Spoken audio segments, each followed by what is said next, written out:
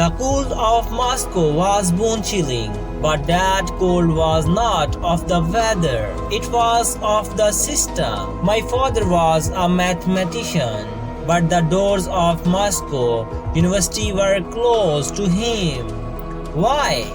Because our name, our faith, our thinking did not fit into that structure. I remember when we decided to immigrate. My toys, my books, everything was left there. I asked my mother, "Where are we going?"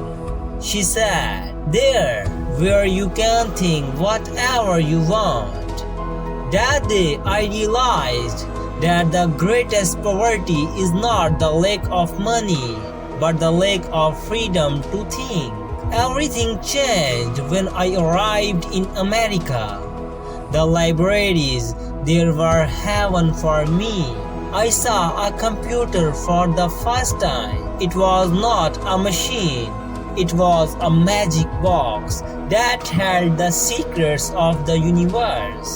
Larry was more stubborn than I was. We both wanted to change the world, but we did not know that to change the world, we had to throw ourselves into the fire. We created background. Our idea was simple: to bring order to the chaos of the internet. That garage, it was the most beautiful prison of my life. We did not shower there for weeks. Sometimes at 3 in the morning when a cord would go off, we thought we had found some secret of God. People would say, "You can't compete with Yahoo or Alta Vista." We laughed because we were not competing. We were laying the foundation for a new world. Suddenly, we were not students anymore. We became billionaires. People started calling us gods. But do you know what the greatest enemy of success is? It's comfort. When you have everything, you stop asking questions. I had "Don't be evil" written on the walls of Google. But as the company grew, I realized that the line between good and evil is so thin that a single wrong algorithm can destroy someone's life. We made information universal, but did we make humans wise? Our mainly slaves to information. In 2008, I had the biggest shock of my life. My mother was diagnosed with Parkinson's. I had built the world's largest search engine, but I could not find the mutation in my mother's brain cells. I got myself tested. I found out that I also had that gene, LRRK2. At that moment, all my wealth, my fame, my technology began to crumble. I realized that the human body is the most complex software in the universe, and we have not found the bug yet. I turned my life around. My battle was no longer with selling ads, but with death and disease. I thought, if I can fix the internet, why not fix biology? People think that whoever has money is happy. I have seen that loneliness is greatest where the crowd is greatest. I have seen big parties, won big awards, but where was the peace? I created Google Glass. I wanted technology to be in front of our eyes, but people did not like it. Why? Because man is afraid of technology. He is afraid that his privacy, his soul will be taken away. I learned that you can't give people something they are not ready for. Today, I am away from the daily tasks of alphabets. I am now looking at the stars. I want to connect artificial intelligence, AI, with human compassion. I want a day when no child is afraid of losing their mother to disease. My story began in a narrow street in Moscow and may end on another planet. The search never ends. If you have a question, you are alive.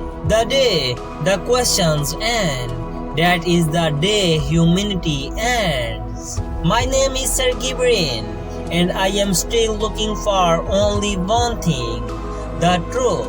We spend our lives searching for answers. We taught computers to think better than humans. We sifted through ocean of data to find a drop of truth. But today, standing in this silence, I feel a strange feeling.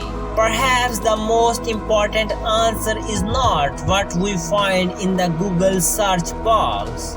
Perhaps the greatest answer is what we feel when we hold someone's hand, when we yearn to see someone suffering, or when we acknowledge our own helplessness. I gave the world a machine, but the world taught me a lesson that knowledge is power, but love is truth. My success is not how big a network I built, but my success is that I laid the foundation for a dream where even an ordinary person can dare to touch the stars. My journey is coming to an end, but this search will never end. As long as even one child looks up to the sky and asks, why? I will live. Wherever someone is searching for the truth, I will be there. Remember, the answer is not with you, it is within you. Data is temporal, but curiosity is eternal. Sergey Brin says, people often ask me, Sergey, did you find everything you were looking for? I look at them and smile, because the truth is, the day you think you have found everything, that's the day your progress stops. I spent 40 years of my life revolving around one word, search. First I searched websites, then I made maps, then I searched for the meaning of life through genetics, and now, standing at this gesture, I have realized what we are all really searching for. We are all searching for a connection that can connect us to ourselves and to the universe. Technology was just a bridge, not a destination. The millions of lines of code we wrote were actually an incomplete attempt to heal human suffering. I know that tomorrow the algorithms I created will change. Perhaps even the name Google will be lost somewhere in the annals of history, but one thing will never change: the human desire to find a path of light in the darkness. My legacy is not billions of dollars. My legacy is every person who types the first question of their life on a small phone today and gets an answer. My success is the hope we gave to a hopeless world. My journey ends here, but yours begins now. Never stop asking questions, because truth is always found where one refuses to give up. Sergey's last whisper: the search never ends. Keep it going.